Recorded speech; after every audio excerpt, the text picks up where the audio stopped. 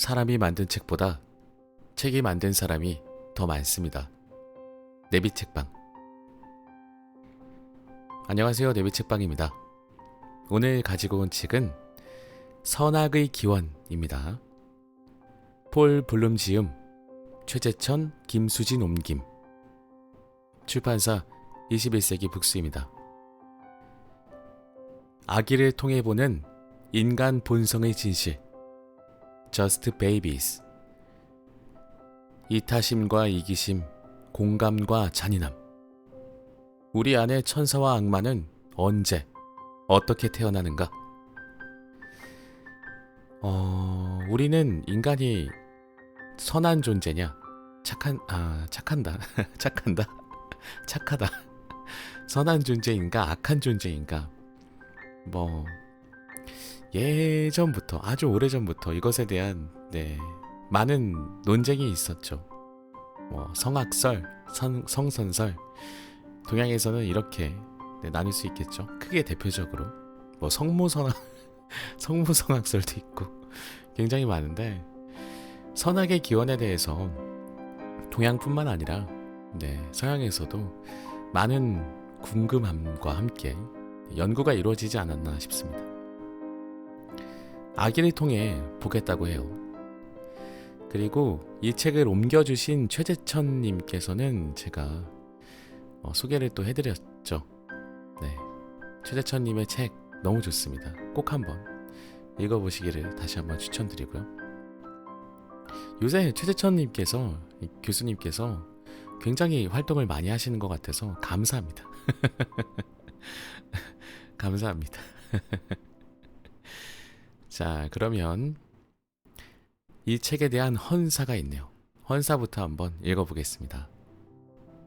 일레인 라이저와 머레이 라이저에게 그들의 사랑과 응원에 감사하며 이 책을 바친다.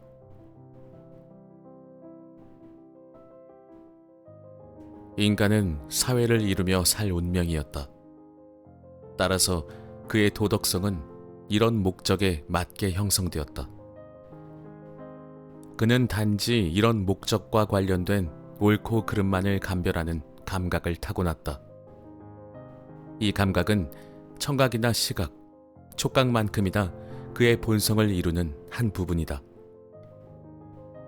이 감각이야말로 도덕성의 진정한 토대다. 도덕 감각 또는 양심은 팔이나 다리처럼 사람의 한 부분이다. 모든 인간이 다 가지고 있지만 사람에 따라 더 강하기도 하고 약하기도 하다. 마치 팔다리의 힘이 사람마다 더 세기도 하고 약하기도 한 것처럼. 이 감각은 훈련을 통해 강화할 수 있다. 마치 어느 팔다리나 그렇게 할 수 있단 말이다. 토머스 제퍼슨, 1787년.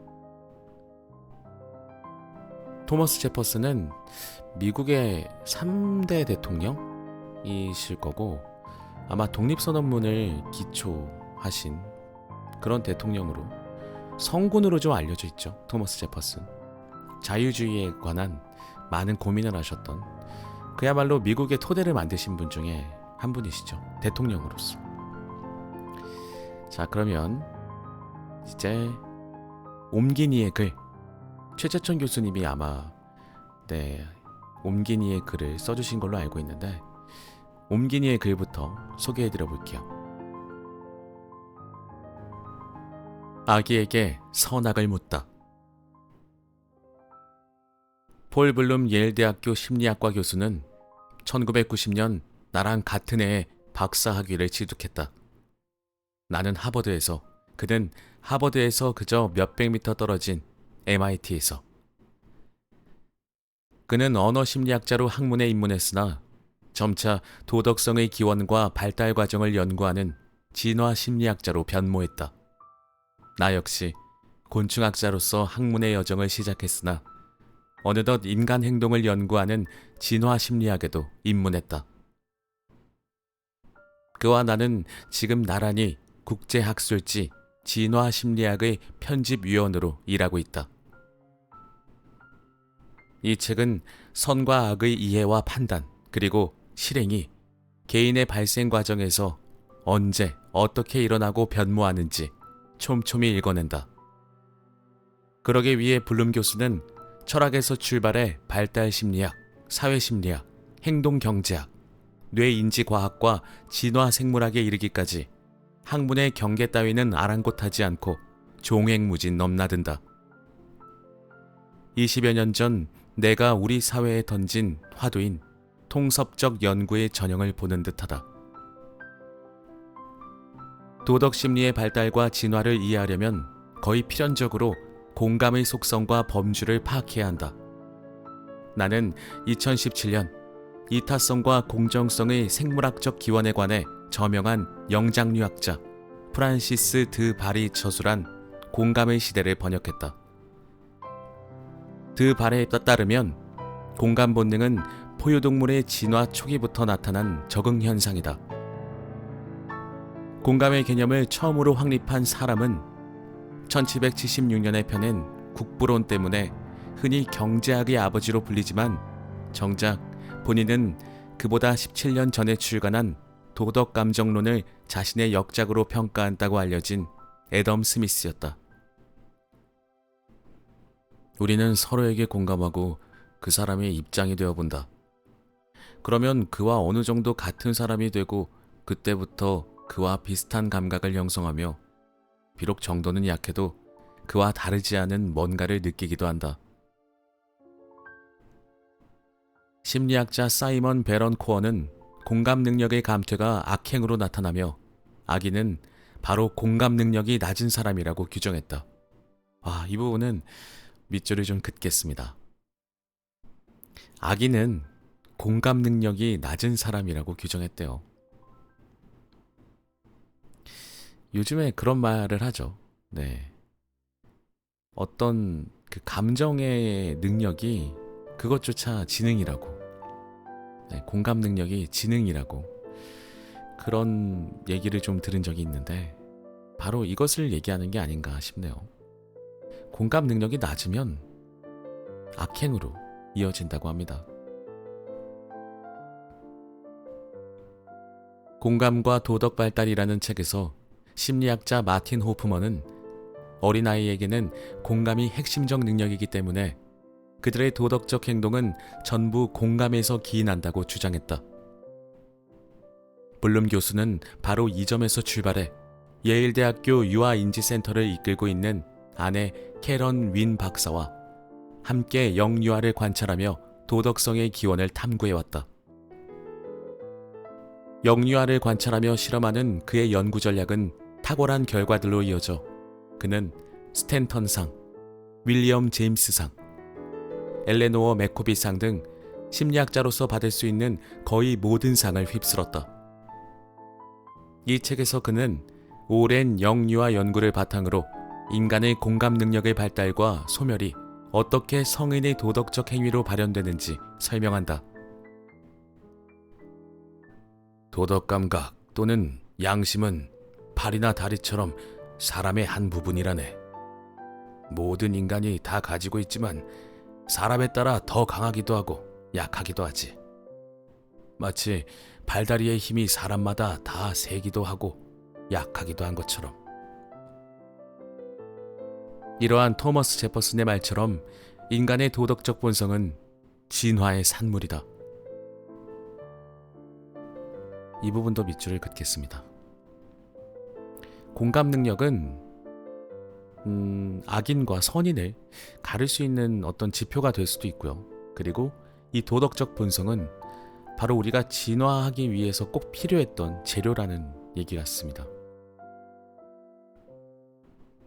결국에 공감을 하지 못하는 DNA를 가진 그런 본성을 가진 인간은 도태되었겠죠. 무리해서 추방당하거나 무리로 받아들여지지 않았겠죠. 그래서 살아남기 어려웠을 겁니다.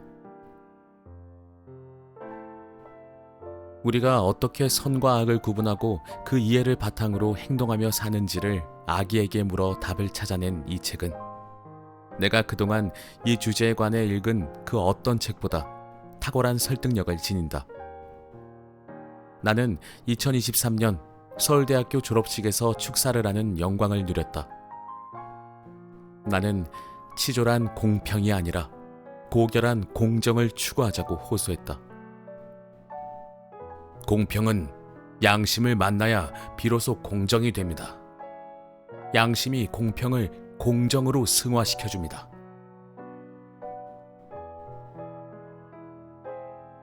이 책은 우리 각자의 마음속에서 꺼질 듯 그러나 쉽사리 꺼지지 않는 양심의 촛불을 어떻게 환히 타오르게 할 수 있는지에 대한 과학적 근거와 사회적 배경을 제시한다.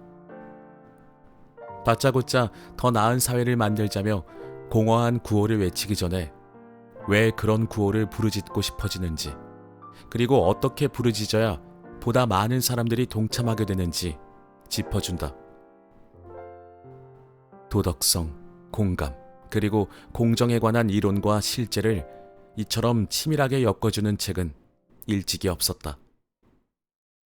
이 책은 사실 2015년에 번역되어 출간된 적이 있다. 하지만 책 내용의 완성도나 우리 사회에 던지는 시사성에 비해 그리 주목받지 못해 많이 아쉬웠다.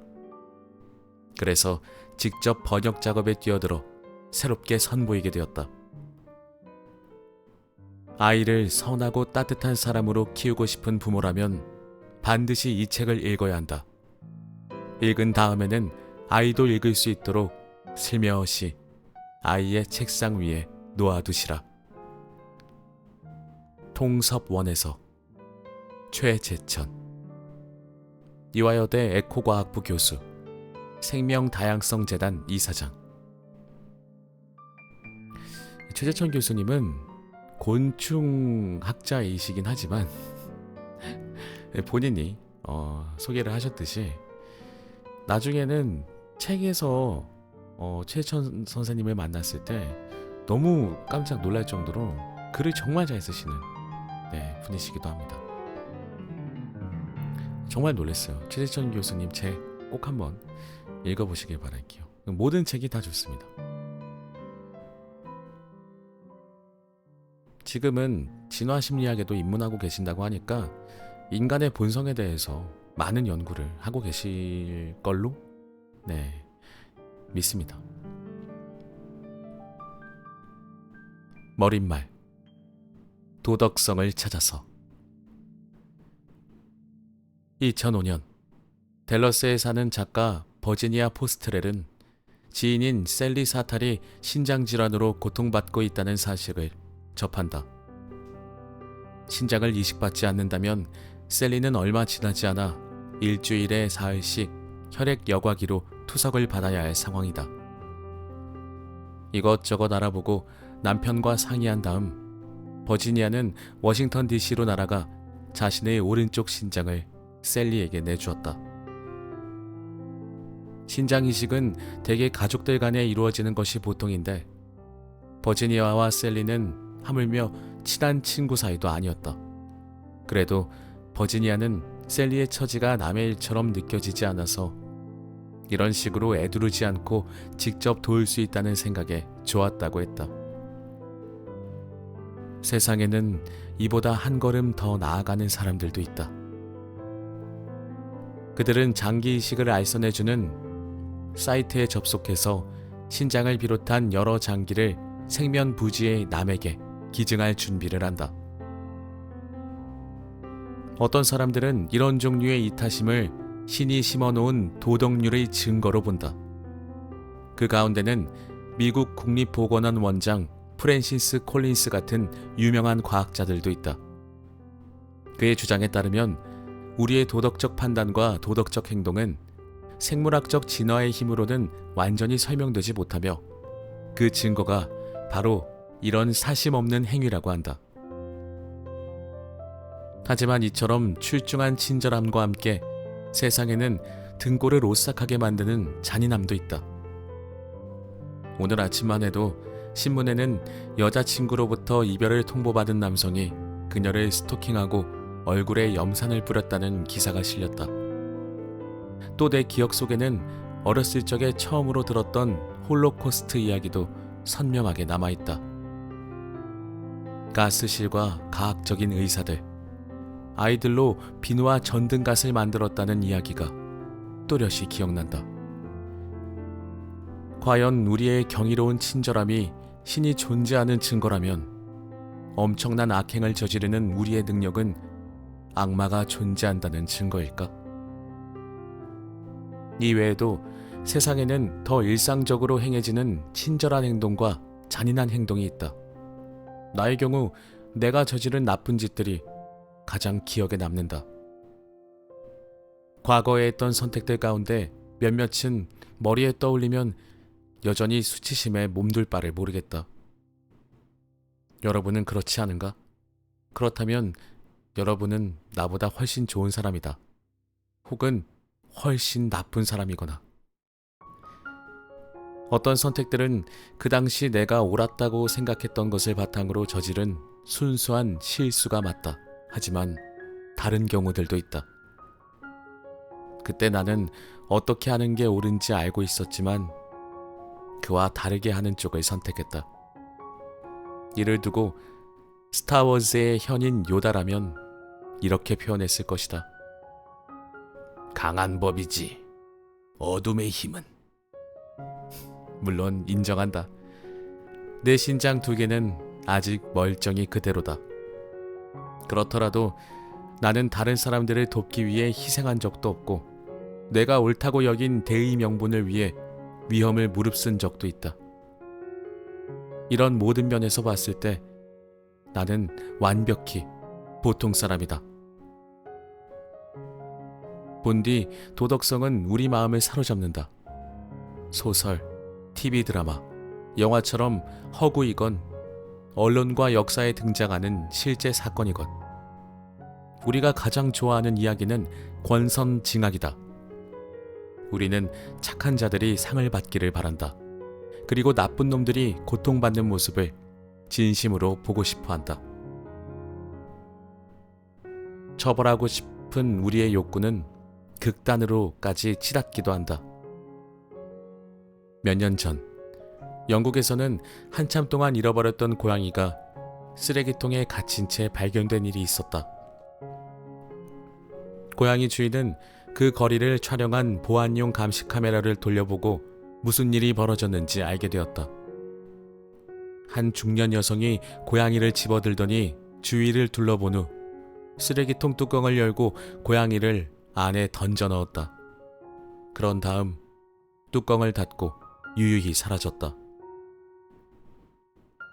고양이 주인이 이 동영상을 페이스북에 올리자 메리 베일이라는 그 여성의 정체가 금세 밝혀졌다. 자, 고양이 주인이 그리고 이 경우 그 고양이가 왜 베일의 행동에 격분하는지는 쉽게 이해가 간다. 그런데 그 외에도 수많은 사람이 그들이 본 장면에 큰 충격을 받았다. 그들은 그녀의 피를 원했다. 메리에게 죽음을 이라는 페이스북 페이지를 만든 사람까지 등장한 탓에 그녀는 경찰의 보호를 받아야만 했다. 실제로 군중에게 부도덕한 행위를 저지른 죄인으로 지목되어 군중의 손에 처단되는 사람들이 있다. 그런데 그런 행위 중에는 한편에서는 이처럼 죽어 마땅한 부도덕한 행위이지만 다른 사람들에게는 도덕적으로 용납되는 행위도 포함되어 있다. 가령 혼이 나지 않은 채 성관계를 가지는 것이 그렇다. 그렇다면 어떻게 해야 우리의 도덕적 본성을 가장 잘 파악할 수 있을까? 많은 사람이 이것은 신학의 영역이라는 콜린스의 주장에 동의할 것이다. 그런가 하면 도덕성은 소설가와 시인, 극작가의 통찰을 통해 가장 잘 알 수 있다고 생각하는 사람들도 있다. 어떤 이들은 철학적 관점으로 도덕성에 접근하는 것을 선호하기도 한다. 그들은 사람들이 무엇을 생각하고 어떻게 행동하는지를 보는 것이 아니라 규범 윤리학, 거칠게 말하면 어떻게 행동해야 하는지와 도덕 철학, 거치게 말하면 옳고 그름의 본질의 문제에 주목한다. 그 다음으로 과학이 있다. 도덕적 본성은 언어나 인식, 기억 등 우리의 정신적 삶의 다른 측면들을 연구할 때와 같은 방법을 사용해서 탐구할 수 있다. 여러 사회의 도덕적 추론을 들여다볼 수 있고 하나의 사회 안에서 사람들이 어떻게 다른지 탐구할 수도 있다. 가령 미국 내 진보주의자 대 보수주의자를 비교할 수 있다. 냉혈한 사이코패스처럼 예사롭지 않은 사례들을 조사할 수도 있다. 아니면 침팬지 같은 생명체들에게도 도덕성이라고 할 만한 것이 있는지 궁금증을 가지고 진화 생물학으로 눈을 돌려 도덕 감각이 어떻게 진화했는지 탐구할 수도 있다. 사회 심리학자들은 어떻게 환경적 특성이 친절함이나 잔인함을 북돋우는지 연구할 수 있으며 신경과학자들은 도덕적 추론과 관련된 뇌 부위를 관찰 대상으로 삼을 수 있다.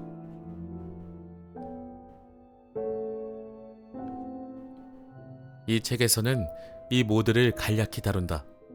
하지만 나는 발달 심리학자이니만큼 주된 관심사는 따로 있다. 바로 영유아가 지니는 도덕성의 기원을 들여다보는 방법으로 도덕성을 탐구하는 것이다. 나는 현대 발달학의 연구 결과로 우리의 도덕적 삶에 관한 충격적 사실이 밝혀졌다고 주장할 참이다. 일찍이 토머스 제퍼슨이 친구 피터 카에게 쓴 편지에서 했던 말이 옳았다. 도덕 감각 또는 양심은 팔이나 다리처럼 사람의 한 부분이라네. 모든 인간이 다 가지고 있지만 사람에 따라 더 강하기도 하고 약하기도 하지. 마치 발다리의 힘이 사람마다 더 세기도 하고 약하기도 한 것처럼. 도덕 감각은 타고나는 것이라는 제퍼슨의 견해는 그 당시 일부 계몽주의 철학자들도 공유했다. 그 가운데 한 사람이 바로 애덤 스미스다. 나는 이 책을 탈구하기 전 여름 동안 에든버러에서 지내면서 도덕 감정론에 푹 빠졌다. 사람들은 대부분 애덤 스미스라고 하면 이보다 더 유명한 국부론을 떠올리지만 막상 스미스는 자신의 첫 저서인 도덕 감정론을 더 훌륭하다고 여겼다. 이 작품은 섬세하게 쓴 사려 깊고 관대한 글로 이루어져 있다. 그러면서도 상상과 공감의 관계, 연민의 한계, 다른 사람들의 잘못된 행동을 벌하고 싶은 우리의 충동 등 많은 것을 날카롭게 통찰한다. 현대 과학이 발견한 것들을 스미스의 눈을 통해 보는 것은 참으로 신나는 경험이다. 그래서 나는 마치 이제껏 읽은 책이라고는 단 한 권밖에 없는 대학생이라도 된 듯 당혹스러울 정도로 애덤 스미스를 인용할 작정이다. 이 책에서는 발달 심리학이 진화 생물학과 문화 인류학에 힘입어 도덕성의 일부, 측면은 타고나는 것이라는 제퍼슨과 스미스의 견해를 어떻게 지지하는지를 주로 기술한다. 그렇다면 우리가 타고나는 도덕적 자질에는 어떤 것이 있을까? 바로 다음과 같다. 도덕 감각, 친절한 행동과 잔인한 행동을 구별하는 어떤 능력, 공감과 연민, 주변 사람들의 고통에 아파하고 이 고통을 없애고 싶은 바람, 초보적인 공정심, 자원의 동등한 분배를 선호하는 성향, 초보적인 정의감, 좋은 행동은 상을 받고 나쁜 행동은 벌 받는 것을 보고 싶은 욕구. 하지만 우리의 타고난 선함에는 한계가 있으며 때로 그렇기에 비극적이다. 1651년 토머스 홉스는 자연 상태에서 인간은 사악하며 이기적이라고 주장했다. 이에 따라 나는 홉스가 어떤 면에서 옳았는지를 탐구할 예정이다. 본디 우리는 낯선 사람들에게 무관심하거나 심지어 적대적이기까지 하다. 우리는 지역주의의 편협함에 휩싸리 기운다. 우리가 보이는 본능적인 감정적 반응 가운데에는 집단 학살과 같은 끔찍한 짓을 하도록 부추기는 것이 있다. 가장 악명 높은 건 바로 혐오감이다. 이 혐오감이란 말이 요즘 시대의 어떤 사회상을 좀 관통하는 단어 같습니다. 양측으로 나눠져 있고 서로를 혐오하고, 근데 가장 악명 높은 게 혐오감이라고 저자는 말을 하고 있는데, 악명이 높다는 건 그만큼 안 좋은 결과를 가지고 올 거라는 것인데, 혐오의 시대라고도 요즘은 말을 한다고 하더라고요. 요즘 세상이 혐오가 가득한 세상이다. 좀 씁쓸하고 안타깝네요. 계속 읽어보겠습니다. 마지막 장으로 넘어가기에 앞서 나는 아기의 도덕적 본성을 올바로 이해하면 어른의 도덕적 심리에 관한 새로운 관점이 마련될 수 있다는 것을 보여줄 예정이다. 이 관점에 따라 우리가 어떻게 세상을 가족 대 친구 대 이방인으로 나누는지 진지하게 살펴볼 것이다. 그런 다음 마지막으로 우리가 어떻게 타고난 도덕성을 뛰어넘을 수 있게 되었는지를 탐구할 것이다. 우리의 상상력과 연민, 특히 우리의 지성이 어떻게 도덕적 통찰력과 도덕적 진보를 가져와 우리를 그저 아기가 아닌 그 이상의 존재로 만들었는지 들여다볼 것이다. 네, 이렇게 해서 옴기니의 말, 그리고 머릿말까지 소개해드려 봤습니다. 오늘 목차 소개를 빼먹었네요. 간단하게 한번 살펴볼까요? 옴기니의 글, 아기에게 선악을 묻다. 머릿말, 도덕성을 찾아서. 1장, 아기의 도덕적 삶. 2장, 공감과 연민. 3장, 공정, 지위, 처벌. 4장, 타인들. 5장, 몸. 6장, 가족이 중요하다. 7장, 어떻게 해야 좋은 사람이 될까? 이 중에서 간단하게 한 부분을 소개해드려보면 좋을 것 같은데요. 어떤 게 좋을까요? 어떻게 해야 좋은 사람이 될까 한번 읽어볼까요? 이 부분을 소개해드려볼까요? 마지막 장인데, 도덕성이라는 것은 저마다, 개개인마다 가지고 계신 어떤 기준이 좀 있을 것 같아서요. 저는 7장에서 인간이 친절한 행동을 하는 진짜 이유, 이 부분을 좀 소개해드려 보도록 하겠습니다. 왜 우리는 친절한 행동을 해야 할까요?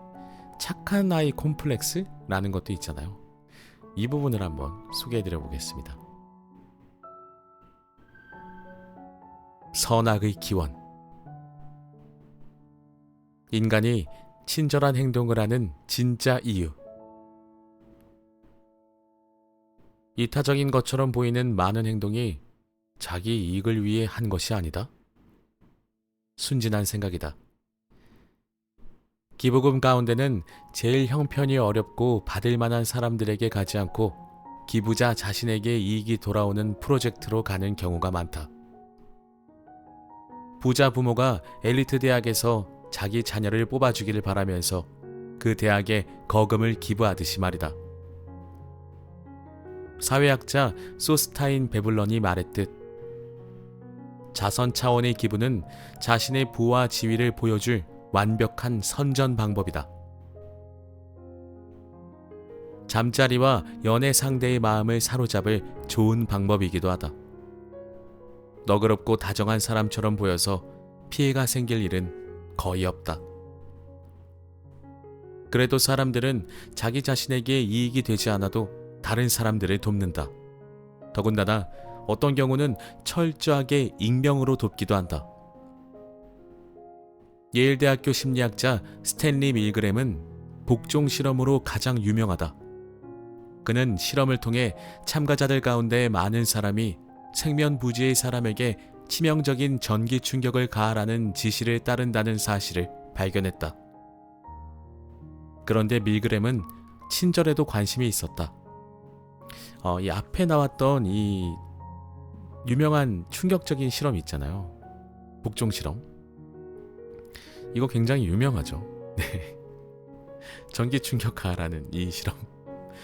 제가 정확하게 알고 있는 실험인지 좀 헷갈리긴 하는데, 어쨌든 어떤 상황이나 분위기에 인간이 복종하게 되면 생전 모르던 생면부지의 사람에게 고문을 하게 되더라고요. 고통을 가하게 됐더라고요. 그때 좀 그 결과가 너무 끔찍하고 무서웠던 기억이 납니다. 하지만 그랬던 밀그램도 친절함에도 관심이 있었다고 합니다. 1965년 그는 뉴헤이븐 전역의 주소도 적혀 있고 우표도 붙어 있는 편지들을 뿌리는 실험을 했다. 인도 위에도 떨어뜨리고 공중전화 부스를 비롯한 공공장소에 편지를 놓아두었다. 그러자 편지들 대부분이 봉투에 적힌 주소에 제대로 도착했다. 다시 말하면 뉴헤이븐에 사는 착한 사람들이 편지를 주어서 우체통에 넣었다는 뜻이다. 이는 간단하게 할 수 있는 친절한 행동이지만 결코 서로 주거니 받거니 할 수는 없는 행동이다. 그런데 이런 친절은 선별적이다. 밀그램의 실험에 따르면 편지 봉투에 이름 월터 카넵이 적혀 있으면 되돌아왔지만 나치당 친구들에게 보내는 편지들은 돌아오지 않았다. 와, 이거 재밌는 실험이네요.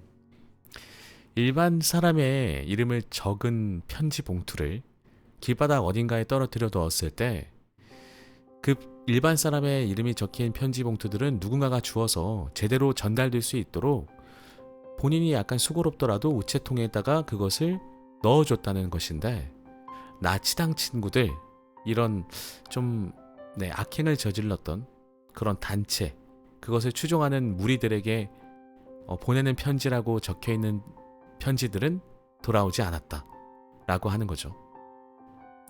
이건 정말 재밌는 실험이네요. 그러니까 개개인들은, 우리 모두는 스스로 선과 악을 기준을 잡고 살아가는 사람들이라는 말인 것도 같습니다. 네. 계속 소개해 보겠습니다. 우리가 선하다는 것은 다른 면에서도 명백하다. 우리는 선한 존재들이에요. 이제는 사회 대부분이 사람들의 몸을 훼손하는 방법으로 처벌하지 않는다. 일부 다처의 죄를 저지른 여성은 코 연골에 최소 직경 반인치의 구멍을 뚫는 처벌을 받아야 한다라는 토머스 제퍼슨의 법안은 이제 채택되지 않을 것이다.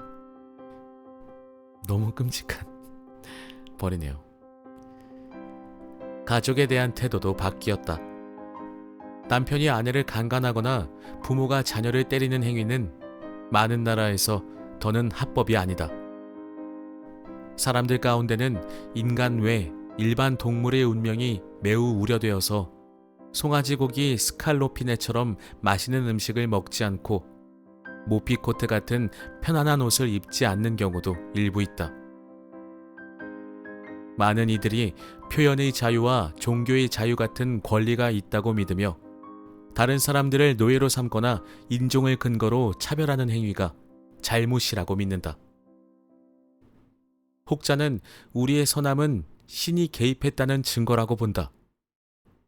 생물학자 프랜시스 콜린스는 이처럼 현명한 도덕성은 생물학적 진화로는 설명이 되지 않는다며 자애로운 하느님이 우리 안에 도덕률을 심어놓은 것이 틀림없다고 결론 내렸다.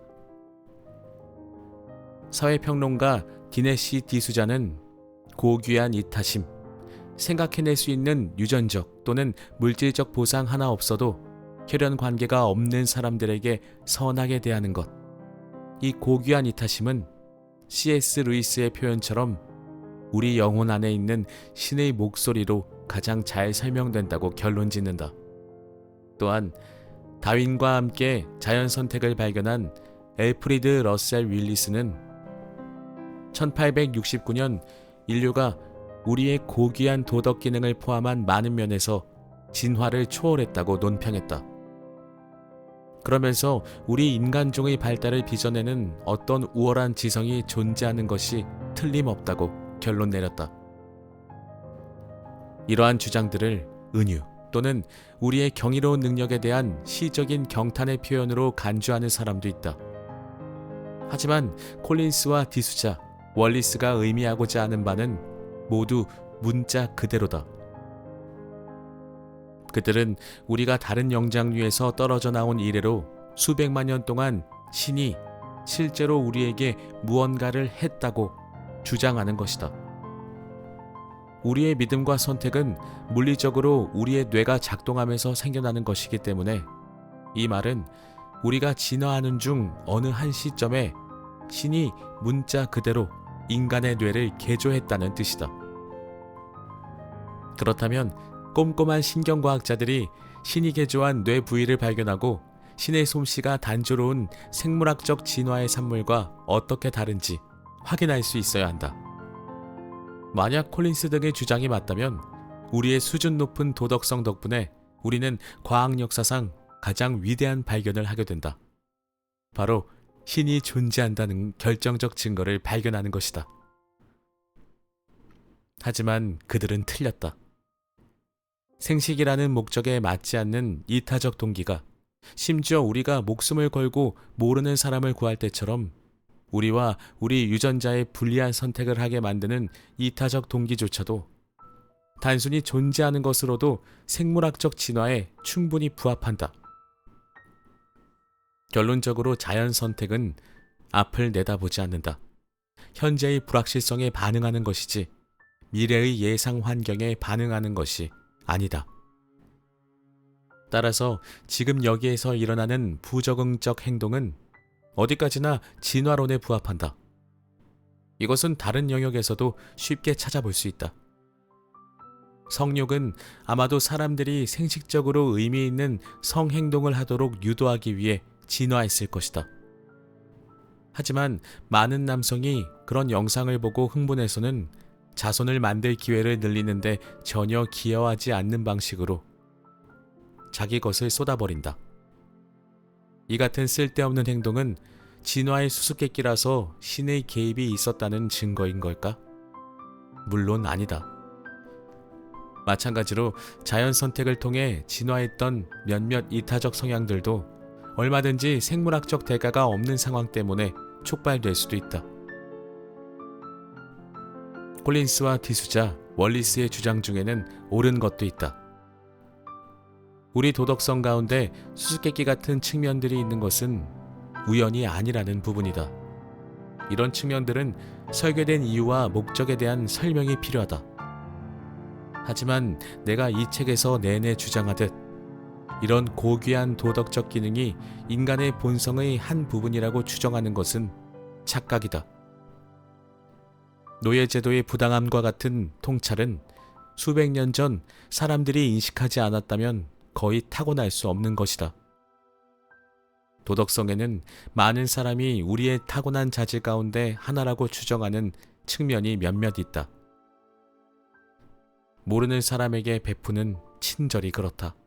하지만 이런 측면들은 영유아에게는 없는 것으로 드러났다. 이런 비평가들은 마치 안경을 보고 놀라워하면서 자연 선택으로는 이런 복잡한 불가사의를 창조해낼 수 없으니 신의 솜씨가 틀림없다고 주장하는 사람들과 같다. 이들은 세 번째 선택지가 있음을 잊고 있다. 바로 우리가 그것을 만들었다는 것이다. 이와 마찬가지로 우리의 도덕성이 향상된 건 인간의 상호작용과 인간의 독창성이 낳은 결과다. 우리는 부분적으로만 도덕적이었던 아기를 매우 도덕적인 어른으로 변화시키는 환경을 만들어낸다. 네, 여기까지 읽어보면 인간이 친절한 행동을 하는 진짜 이유는 신의 개입은 아니라고 과학적으로 설명했을 땐 네, 그렇게 반론이 있기도 하고요. 결론은 인간이 굉장히 단순하게 우리가 이타적인 성향을 가졌을 때 계속해서 생존이 유리했던 게 아닌가 싶어요. 이타적인 사람들이 생존이 유리했고, 그래서 우리는 도덕적인 부분이 꼭 필요하다. 이타적인 마음을 갖기 위해서 도덕적 교육이 필요하다. 그래서 그것을 교육시켰고, 그것에 대해서 교육이 된 인간들은 이타적인 성향이 좀 강해졌고, 강해진 사람들은 생존에 좀 유리하지 않았나. 내가 어려움이 있을 때 주변으로부터 도움을 받아서 생존에 성공하지 않았을까, 뭐 그런 생각을 좀 해보게 됩니다. 자, 오늘의 책 선악의 기원. 인간은 정말 선한 존재일까요? 악한 존재일까요? 그리고 요즘엔 좀 어떻게 보이십니까? 요즘 세상을 살아가는 사람들의 모습에서 어떤 것이 먼저 보이는지, 그런 것들도 한번 생각해보면 어떨까 싶네요. 개인적으로 저는 이 이타적, 도덕적인 교육 같은 것을 가정에서 그리고 학교에서 좀 많이 교육을 했으면 좋겠습니다. 저는 현재 우리나라의 교육 시스템, 공교육 시스템이 많이 불안하다고 생각하거든요. 그것은 공교육의 권위가 땅에 떨어진 것 같다는 그런 안타까운 마음도 큽니다. 그것을 공교육 스스로가 그랬는지 우리가 그렇게 만들었는지는 많은 대화나 생각을 해봐야겠지만, 개인적으로는 어쨌든 간 우리 아이들을 교육시키는 것이기 때문에 가정에서부터 관심과 어떤 참여, 응원이 없으면 불가능하다는 것, 그런 말씀은 한번 드려보고 싶네요. 네, 오늘의 책 선악의 기원이었습니다. 다음 시간에도 재미있고 유익한 책으로 찾아뵙도록 할게요. 들어주신 여러분들 모두 감사드립니다. 건강하세요.